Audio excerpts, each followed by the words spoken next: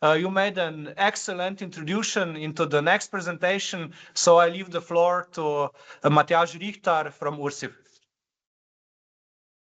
Hello, just a moment, let me share the screen. Okay, can you see it?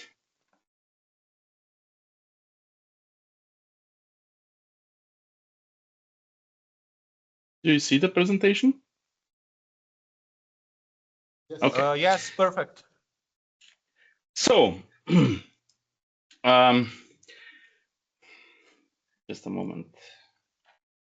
Yes, I'm a cybersecurity analyst at SIGO CERT, which is part of URSIL. I specialized in malware analysis and technical stuff, and I was working with MISP already for 6 years, mainly installations and maintenance, and I'm also a contributor to MISP code in my free time. Just a small background. About the MISP. MISP is now matured, but it started in May 2009 by Mr. Van der Plas and was first used in Belgian defense.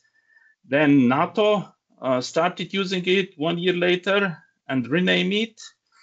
And from then on, Circle, this is the CERT for Luxembourg, took over, and they are mainly doing the development, but everything else is a community project led by a team of volunteers. This is important because you will see that the problems that come with the using of this software are mainly on us all. Although Circle offers some paid support, they are not cheap.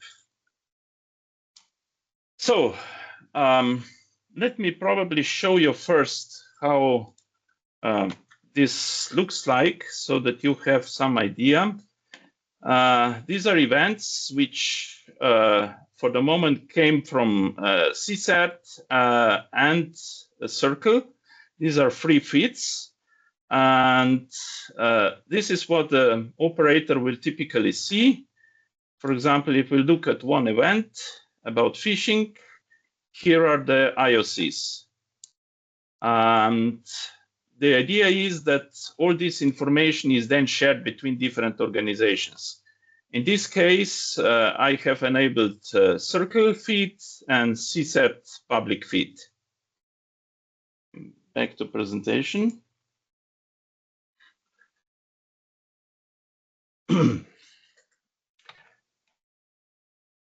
So, what I previously showed is one MISP instance. This is the installation of MISP and connected database. All these events are stored in database. Hardware requirements can be higher, which depends on the intended usage, for example, number of events. CSAT in this public feed has less events, but they can be up to 200,000 events. Most of them are older. But anyway, you need to process them, for example, with search or correlation. There are possible installation variants. One is directly download the virtual machine from Circle. Other is native installation on Linux, which I did. And there are some virtualized installations via Docker. Of course, because this is community-led project, these methods of installations changed a lot throughout history. So 6 years ago, there was one large script for different flavors, and this is now stripped down and supports only Ubuntu 24, but it doesn't install or configure everything. Then there is Docker. It began only a few years ago. At some point, there were 7 different community projects for installations in Docker because everybody thought that some other installation is missing something and they will do something that is more useful and quickly available. Current Docker images are supported by by Mr. Rozzolani from VMware, and also from NUKIP agency. This is cybersecurity agency from Czech Republic. Of course, some special configs or fixes inside Docker images are complicated. That's why I, for example, stayed with the native Linux installations. You also have Puppet, Ansible, RPM packages if you want, but they're again coming from contributors like me. I decided to create own installation script because there were several failed, incomplete installations with scripts available. And I took the original installation script and updated it for the latest version. So it's a native installation on Ubuntu, not in a, I mean, it can be in a virtual machine. In my case, it is, but it's not in Docker.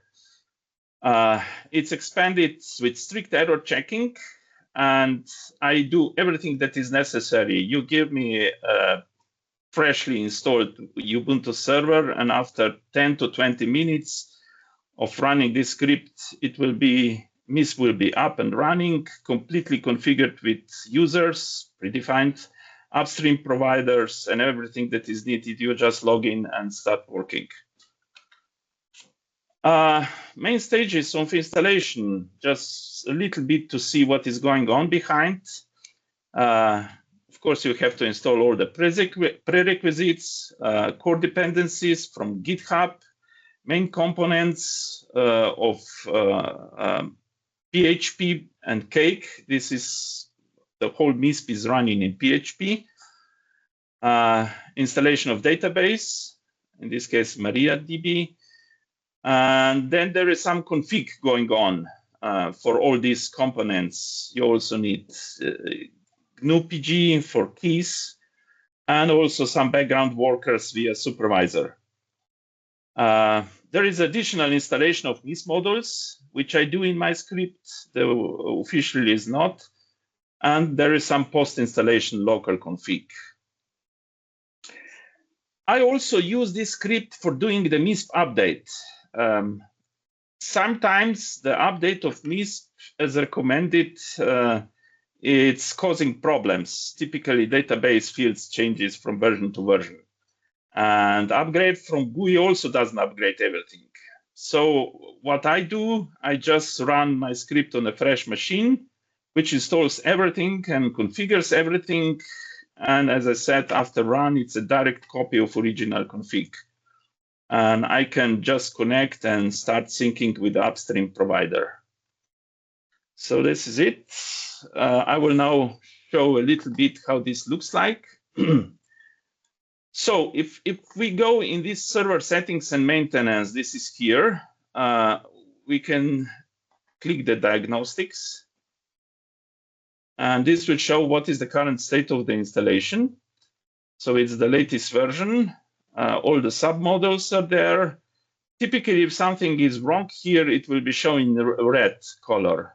These are some warnings about passwords too short.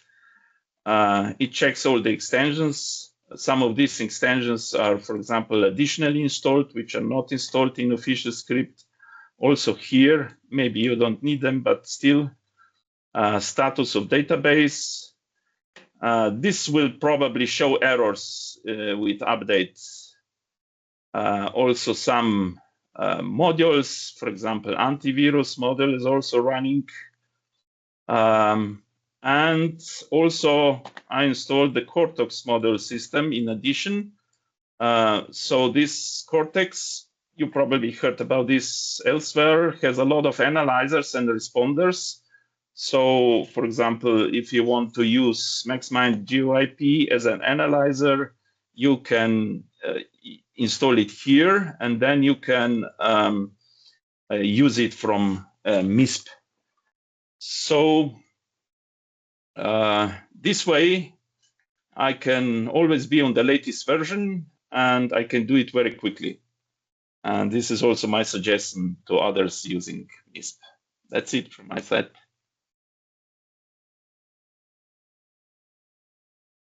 Thank you very much, Matjaž. I think it is great that we also had one very practical presentation today. So with this, we conclude the presentation part of the webinar.